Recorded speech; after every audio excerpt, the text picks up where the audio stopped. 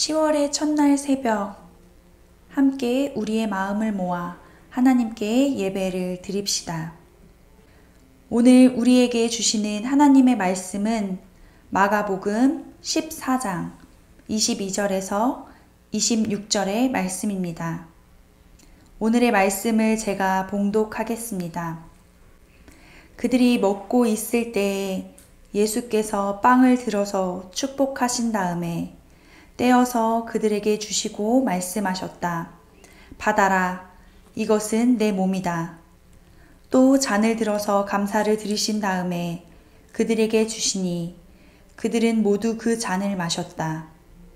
그리고 예수께서 말씀하셨다. 이것은 많은 사람을 위하여 흘리는 나의 피, 곧 언약의 피다. 내가 진정으로 너희에게 말한다. 이제부터 내가 하나님 나라에서 새 것을 마실 그 날까지 나는 포도나무 열매로 빚은 것을 다시는 마시지 않을 것이다. 그들은 찬송을 부르고서 올리브 산으로 갔다. 10월의 첫날 하나님께 전심으로 10월을 맡기며 월삭 기도회를 드리는 서울제일교회 성도님들의 삶의 순간마다 주님의 크신 은총과 평강이 늘 충만하시길 소망합니다. 우리는 항상 많은 유혹 가운데 살아갑니다. 그리고 수많은 유혹 가운데 죄 짓기를 반복합니다. 죄 가운데 고난을 받고 죄에 잠식되어지고 맙니다. 하지만 우리는 언제까지 죄에 잠식되어 살아갈 수는 없습니다. 죄 가운데 빠진 우리는 하나님께 죄사함을 받아야 합니다.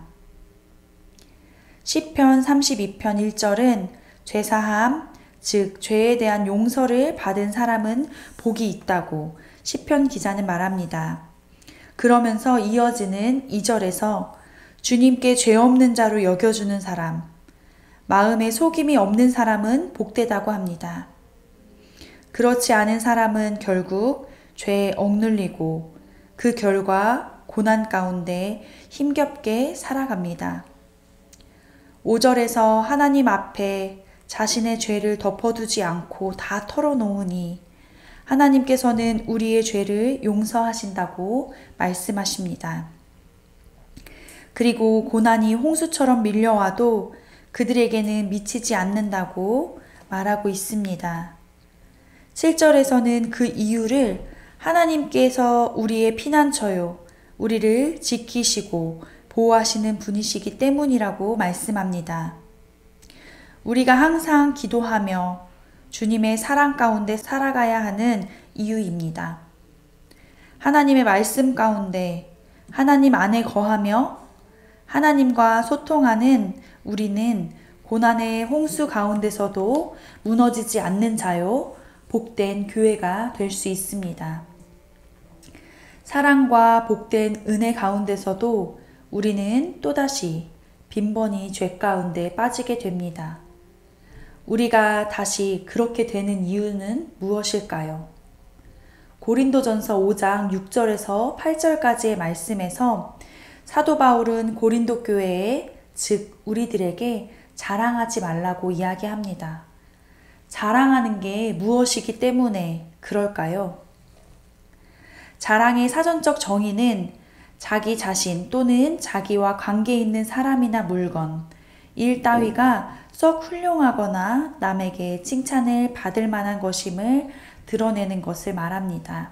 즉, 나를 드러내는 것입니다. 나의 힘과 나의 잘남으로 그렇게 잘 된 줄 압니다. 내가 가진 모든 것은 하나님의 은혜로 힘입고 하나님께로부터 난 것인데 말입니다. 하나님을 잊게 된 것입니다. 하나님을 잊는 것은 하나님과의 대화나 소통이 없는 관계의 단절을 말합니다.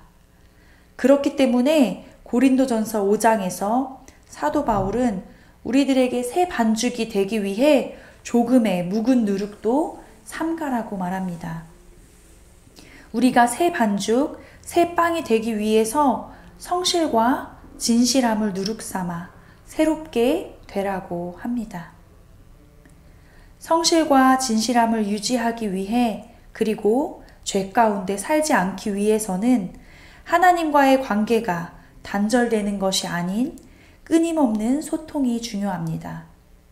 그렇기 때문에 우리는 늘 쉬지 않고 하나님께 기도해야 합니다.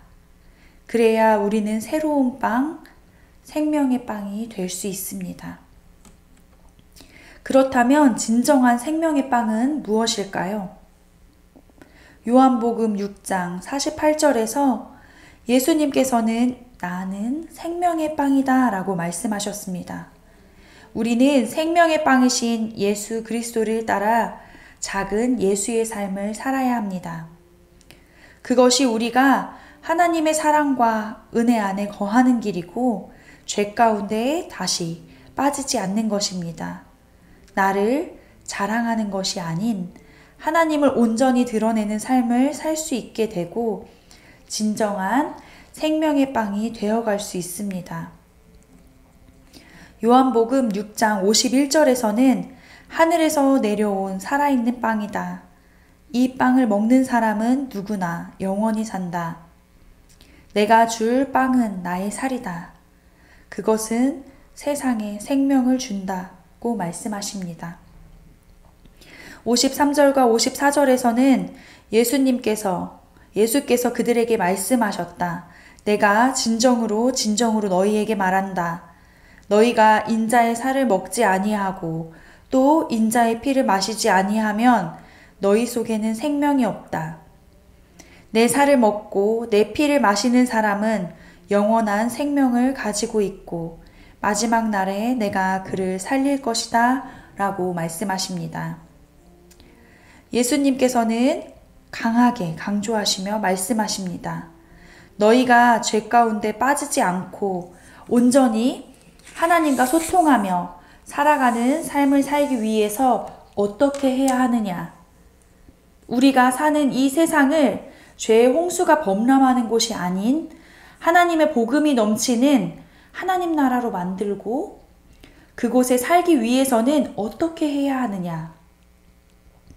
세상의 죄로 찌든 묵은 누룩이 든 빵을 먹지 말고 진정한 생명의 빵인 예수님의 살과 피를 먹고 마시라고 말씀하십니다. 오늘 본문은 예수님께서 가룟 유다가 배신하여 로마 군병들에게 잡히시기 전 제자들과 마지막 식탁을 나누실 때 하신 말씀입니다. 예수님의 공생의 사역 중 가장 절정을 향해 치닫고 있을 때 제자들에게 말씀하시고 싶던 그 말씀을 오늘 우리들에게도 예수님께서는 말씀하고 계십니다. 누구누구야, 나다 나, 생명의 빵과 포도주인 내 살과 피를 마셔라. 단순히 예배 때 드려지는 성만찬의 참여로 끝나는 것이 아닌 매 순간의 삶 가운데 주님이 차려주신 성만찬 식탁에 참여하는 우리 성도님들이 되시길 축복합니다. 우리의 삶이 성만찬의 자리요. 우리 모두가 성만찬의 생명의 빵과 포도주가 되길 소망합니다.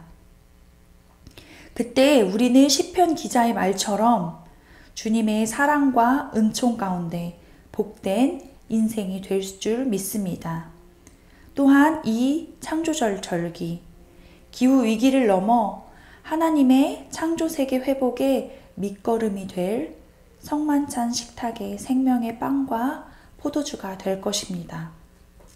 은총과 축복 가운데 복된 10월 한 달을 살아가는 우리 서울제일교회 모든 성도님들이 되시길 간절히 축복합니다.